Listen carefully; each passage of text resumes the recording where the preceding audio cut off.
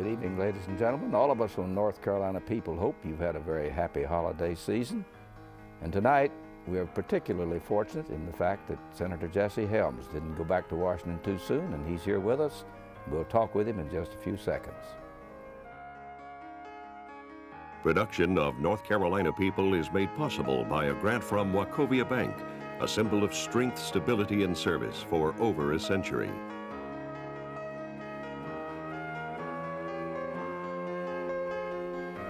Well, it certainly is good to see you again and have you here out in North Carolina Public Television Studio. Your first visit here, Jesse.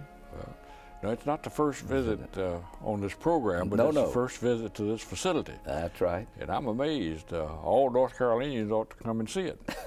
We're very proud of it. We are delighted. You have every right to be. Yes, you've been with me before. We talked together one time in Washington when we went up there. You and Dottie have a good Christmas season? Had all the grandchildren, just like you did. Yeah. Well, that's the way to do it, isn't it? I talked to our mutual friend Dewey Taylor this morning, and he said he had all of his grandchildren. He said he imagined that he and his wife would get over it. You know, I was looking through Christmas mail, as I'm sure you and Dottie have done, and I came across a letter from Boyd Owens and his wife Helen, and it was all about Dean D.B. Bryan. And I got to reading that thing, and I got to thinking back to that 1937 and all those wonderful people, Skinny Pearson, Dean Bryan himself, Aycock. Bradshaw. I said, yeah, that was a memorable experience, wasn't it? Yeah, you didn't mention Wake Forest. Yeah, well, that speaks for itself. Yes, sir. Yes, sir. But when you speak of Wake Forest, you're speaking of them historically. Mm-hmm. They were great people. Well, you know, they had a profound influence on us all. Thurman Kitchen. You remember going to chapel every morning? And we didn't think there was a thing in the world wrong with it either. It was a thing to do. That's right. Well, and it still carries on with you the way that process went along. Well, it's good to see you again. Thank you for joining me. And I was thinking back, Jesse, a little bit ago. A few weeks ago, Billy Graham came by here, and we got talking about public service and the old tradition of giving some of your life to some public service. And he was talking about the way the public sees the Congress, the presidency, and now the way the media is treating the judiciary, some of these cases. You worry about these things as much as he and I did in that conversation? That is, well, it's got to be a concern to everybody, because the founding fathers established this tripartite system, and they anticipated that the functions would be performed by people who would be entitled to respect and would receive it. Yes, it bothers me, because a lot of times the criticism is not justified. Mm-hmm. You see attitudes changing. You've been around now a lot talking to people. Now that the election is over, is there an aura of great expectation now? Things going to happen? You bet. And I've cautioned in caucus when we went back after the election. I cautioned my fellow Republicans, or conservatives, or both, mm-hmm. that if we don't deliver, if we don't convince the American people that we are trying to straighten out this mess, then they very well could and should turn us out 2 years from now. So I think there's going to be an honest effort to get something done, and it's long overdue, Bill. It really is. Will a piece of this be some new federal elections law, that is some new attitude about elections in the country and the money part involvement? What do you see happening? I don't see term that, limitations? I don't see that as a priority, and I don't think the majority of the American people do. Mm-hmm. I think they are worried about the deficit, and well, they should be, because you take your pad there and write out $4,743,522,462,527.14, and you got a boxcar, you know, a freight train, and they're worried about that because they see that is going to encumber the very things that they need as they move along in life. They're worried about Social Security, and they've got a right to worry about it, because great harm has been done to it in the way it's been administered and all the rest of it. And it's been a total violation of what Franklin Roosevelt said the day he signed the Social Security Act into law. He said this must never be allowed to become a political football. And of course it has. You see that story in the morning paper about the young people beginning to band together because of what you see? Yes, sir, and they are. A class structure and tension developing in the country. That'd be very unfortunate. It is, and there's a jealousy and antagonism. They look at old folks like Jesse Helms. I'm not going to discuss Bill Friday. I thought you were going to say you but and they, me. Down at the beach and then Miami and so forth and so on. And they say, what's going to be there for me? And it's a good question. And we better answer that question before it's too late. Getting tougher and tougher to answer. You bet. Well, you're going to take over now as Chairman of Foreign Relations. I want to talk with you about this a little bit. That's quite a responsibility and quite a challenge to you, I'm sure. But you said on CNN recently that in looking at the Agency for International Development that there had to be several conditions to obtain. One, private market, the private sector had to be involved, that there had to be some way of seeing that whatever's done is a termination that will carry it, and that this means there's got to be a cooperative, mutually benefiting kind of program. Well, as I'd said to you earlier, the Keenan Trust has been down in Thailand recently, and the whole idea there is creating a mechanism with some AID sponsorship in the beginning, which brings the American businessman into that country to develop opportunities with the needs of the people there as defined. I take it we're on target or getting close. Oh, we are, absolutely. And I had my staff total up the cost of the foreign aid program since 1954 when it began, factoring in the interest on the money, because every penny we've given away has been borrowed money, you see. And you know how that pyramid works. It's cost over, at that time, and that was about 10 or 12 years ago when I did that, it had cost over over $2 trillion. Now, that has no common sense about it, and you and Frank Keenan are exactly right. Don't just give a man a fish, teach him how to fish. And that's the principle I believe in, and the Keenan Trust and yourself and others believe. And I'm going to do the best I can to require some responsibility on the recipients. First of all, Bill, I don't think we ought to give 1 cent of the taxpayers' money to any foreign government. None. We could lend it to them with collateral, like in the case of Russia. They have every known mineral, resource known to man, and they could collateralize any loan. And you say, well, they ain't gonna pay the loan. Well, at least we'll have that paper there and wield some influence. But I'm not in favor of giving away any more money to anybody in foreign countries except compassionate aid. Sure, I want to give them food or whatever we can afford to give.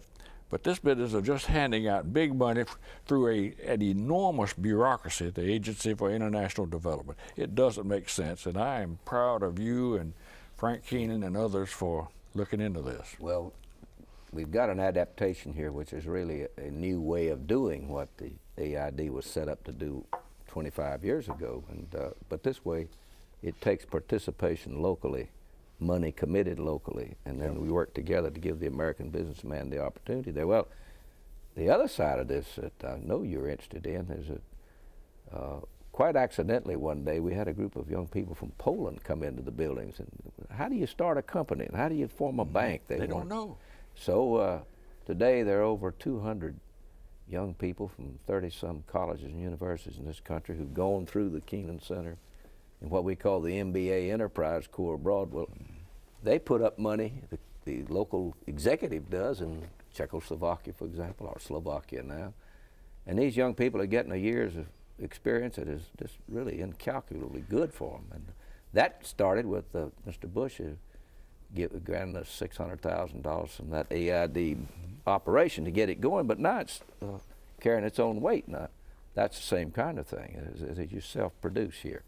Well, the first 2 ambassadors that I have seen since it became evident that I would be chairman of the Foreign Relations Committee, The first was, and this was symbolic as far as I was concerned, I insisted that of all the ambassadors seeking to come and visit, that Taiwan would be the first, because I've always resented what was done to Taiwan.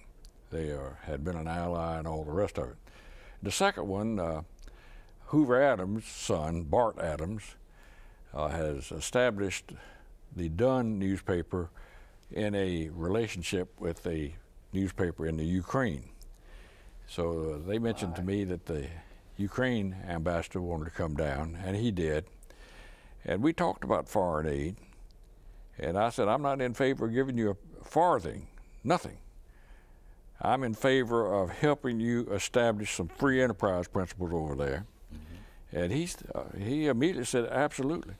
And I think what we ought to do, Bill, Mr. Keenan and yourself and others, is to encourage businesses and industry to look around at these countries and see where the people are willing to work. And they've thrown off the shackles of communism, and give them a chance to enjoy what we have always enjoyed in this country. We've never known a day that the free enterprise system wasn't paramount and at least advocated by the majority of the American people. And I hope we never will see an end to that. Well, that's exactly what this MBA enterprise program is trying to do. And these young people come back into American industry as very well trained You're going to be thrilled by what you see as a result of what you have done with these young people. You know, our state is in the top 10 in exports, and you know as better than most people, certainly, what foreign trade means. You're in it every day of your life. How are this global emergence here now, the new economy of the world? What does foreign relations? What are you worrying about with reference to this in terms of, say, the tobacco industry, furniture, textiles, all these things that mean so much to the economy of our state? How do you pay attention? Well, your use of the word worry intrigues me. I don't worry about anything. I just hope that I can find time to do all the things I got in my head. Yeah. And you know that feeling. Mm-hmm. But I just feel that we have an opportunity to spread the gospel, if you permit that word, of the free enterprise system. Now, other countries know that it has worked here, but nobody has said, look, put it in, try it, work for it, sacrifice for it. And I think that that is the job of not just the Foreign Relations Committee, but the entire Senate or both houses of Congress, to say to the world, we want to work with you, we want to help you, but we're not going to prop up dictatorships, and we're not going to prop up people who don't want to work for a living and that sort of thing. And I think much of the world is ready for that. A lot of the world is not able to accept it emotionally or mentally, but we can help in that direction as well. Given the purview that your committee has, how in the world do you keep up with all that's going on around the world? You get a briefing every morning, some kind of intelligence briefing that an hour every hour, sometimes 12 o'clock at night. Mm-hmm. And I will say that the State Departments, and I use the word plural down through the years, have been very good about not being hesitant to call me. Mm-hmm. They call me at night, sometimes 5 o'clock in the morning and so forth, and I want to know it. So you can factor it into whatever it is you're working on. But there's so much to know, and it bothers me that I have to make voluminous notes to keep up with what's going on here and here and there. But the world is busier today than it's ever been, and I think it offers more opportunities than it ever has. Does this make you study at night a lot harder than you? I read all the time. Really? Don Helms said, why don't you read some fiction once in a while? And I've been working on Tom Clancy's latest book for about a month now, mm-hmm. and I get a paragraph, a page or two. Mm-hmm. But there's so much to learn, and so little time to learn it. Mm-hmm. And on the other hand, Bill, we got to do it, mm-hmm. and that includes you. Well, I work hard at it. Yeah, and I praise you and the Keenan Trust for what you're doing in Thailand. There's lots of people involved in this. And I want you to come up and testify before the Foreign Relations Committee so that we can make it a matter of record. So I issue that invitation. Thank you. There's a story here to be told. And, yes, sir. Well, the domestic issues in our country today, let me talk about our state. Since I got out of university administration, I've been a volunteer in the poverty movement and the literacy movement and in some fields of health. And what you find, Jesse, is that we got 1 million people who live below whatever the defined poverty level is, but in a catastrophic illness, 2 out of 3 couldn't handle it financially, and but there are 300,000 children caught up in all this. What's the role that's got to be played here from the federal and state relationship in the future? What do you see here? Well, if I knew the detailed answer to that, I could put it in a bottle and sell it. But what I do know is that socialized medicine is not going to work. No. There's got to be more responsibility on the part of all kinds of institutions, including the churches, but not exclusively the churches. Right. But all of us have got to be more mindful, I think, of what can be done, not only to help these people, but to preserve the system that was devised by the Founding Fathers in the first place. And it bothers me that every time a problem comes up in the past, we say, well, let's get the government to do it. And demonstrably, that has not worked, and I think it's absolutely clear that it will not work. So we have got to take on more responsibility as individuals, and we can form whatever groups we care to devise, but we can't sit it out, and we can't turn it over to government. See. Another arena of the keen interest, and I don't mean this program to be devoted just to our work, but I think the people ought to know about this. Well, there's something very interesting going on here in the field of the arts. We all know of the debate that's going on about the NEA, but let me tell you an application here. We found a program, and it's now working in a school in Wilmington, where this very energetic and enterprising teacher in the elementary grades has got our children doing things with their hands and letting their imagination fly, and their work grades in math and English and history all begin to go up and get better. This came out of a thing that happened in schools in Charleston. So the Keenan Institute in the Arts is now trying to find ways of stimulating the learning process. It's not to produce more artists, but to I am an achiever idea. You know, when you feel like you've done something, you do something well in something else. And this is one field that we're opening up here, and I want to let you know that it's very encouraging to see young people responding this way, to getting to where they really do learn subject matter in other disciplines. I hope sometime you get a chance to look at that. See? Well, of course we do, and we have, and we will. But on the other hand, I don't want that to be used as an excuse for Maplethorpe and all the rest of the crap that has gone on with the taxpayers' money through the National Endowment for the Arts. Honest disagreement there. You're absolutely right and, on that point. I don't think there would ever have been any question about the NEA if it had been devoted to what I understand was intended to be the purpose. But I have fought this stuff from the very beginning, and the NEA is in some risk of being abolished unless there could be some message from the National Endowment for the Arts that we're not going to do this anymore. We're not going to have homosexuality portrayed in a rotten fashion, and Serrano and his urine and the crucifix and all the rest of it. Now, I happen to know Jane Alexander fairly well. She is a fine lady, a remarkable lady, and in her heart of hearts, I think, well, I'm confident that she agrees largely with you and me on this. I like you, though. I think there is a place for art in our culture, and they've got to get it redefined. Well, Michelangelo didn't have any federal grant for it. There'll always be art, and always has been. But we have more people to be concerned about.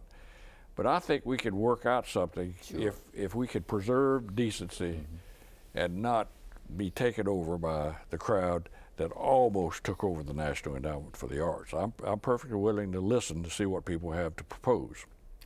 Your friend and mine, Archie Davis, had a lot to do with another building sitting across over here, the Center for the Humanities, as you know about, and we've had some wonderful things going on over there, teaching teachers and students about the Constitution. We've had major discussions over there with corporate executives and others about the South and what's going to happen in our beloved part of the world. Here too, though, some very constructive things happening, and I wanted to share that with you as you begin to think about that particular endowment. Both these things have a place in life. Well, if Archie Davis had anything to do with it, I'm inclined to be for it, because he is one of the great citizens of North Carolina. He certainly had. I've always wished that Archie could be a United States senator or governor or president or something like that. I always call him North Carolina's Renaissance man. That's Jesse. right. That's right. Well, as you look ahead, what do you expect to be the 2 or 3 things that you're going to be confronted with in the Senate here the first 3 or 4 weeks you're up there? Well, obviously, we're going to have to address the fiscal situation. That's got to be first. But it can't be alone in our interest and our concerns. But if we don't do something about this spiraling debt and enormous expenditures by the federal government, nothing else is going to work. We're going to collapse. Mm-hmm. And we won't be the first country in the world to collapse because of bad fiscal policy. How does a process of examination like that really begin in the Senate? Where do you start with? Well, I guess you have a new beginning now, and it is to look at the reality of the spending habits of the past. As I said earlier, the past history, at least since you and I were boys, has been, well, we got this problem, turn it over to the federal government. Don't bother me with it. And that has just mushroomed, and it's in an almost uncontrollable situation, but the problem is that we've got to control it. How do you see the state's role in this then? Where are they as entities going to come to play? Well, we ought to start with putting an end to this unfunded mandate business. Mm-hmm. That is almost paralyzing some states. It is. You know, and I think that will surely be done. That will be probably one of the first things, and get that stuff off the backs of the states will be an immense help to them, and then they can begin to spread their wings and do things a little bit better and extensively. Does this afford you the opportunity to meet with governors from time to time to talk over the sensitivity of this issue? Well, we meet with them all the time. All the time. And Governor Hunt and I have a good relationship about the interest of North Carolina. Mm-hmm. I visited with him at lunch the other day, and we were talking about the project down at Kinston and other things. And it's got to be that way. Leave politics out of it. Democrat, Republican. Bill, I have said all my life that I don't care which party straightens out the country, just so one of them does. Mm-hmm. And I've been a Democrat and I've been a Republican, and I've said that both ways. And if we all work together and do a little bit of praying, frankly, then I believe we could begin to solve these problems. We can't do it overnight, and will not.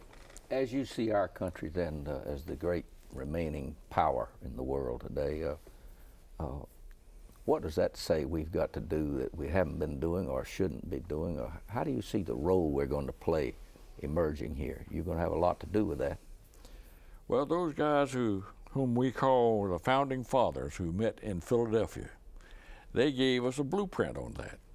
And we've got to go back to what they said. You remember Benjamin Franklin, after they had all of the wrangling, and Benjamin Franklin exhorted his colleagues to close the windows and the doors and to get down on their knees and pray for guidance. And they did, and they got the guidance, and this country was born. And every schoolboy knows the story about the lady who rushed up to Ben Franklin when he stepped out on the sidewalk. She tugged him by the jacket and said, "Tell me, Dr. Franklin, what do we got? A monarchy or a republic?" And he said, "You've got a republic if you can keep it." And that's the question. Mm-hmm. We are challenged as to whether we want to keep this republic. And we can do it. We can't do it instantly. We can't do it easily. But we can do it, and we must do it, because I've got 3 children and 7 grandchildren, and you've got a bunch of grandchildren and children. Everybody has. We've got to do it for them. Our lives are, for the most part, over.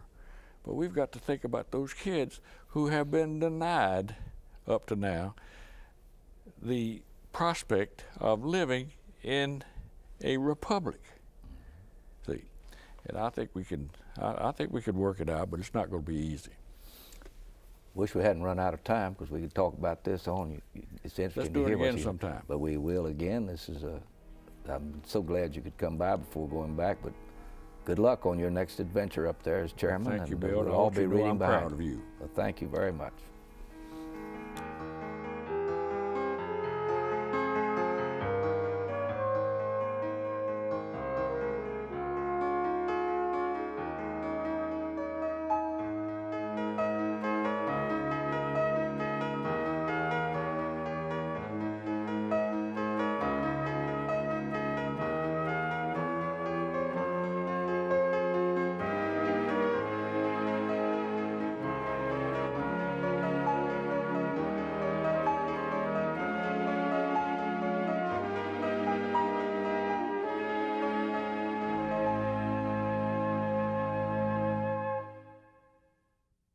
Production of North Carolina People is made possible by a grant from Wachovia Bank, a symbol of strength, stability, and service for over a century.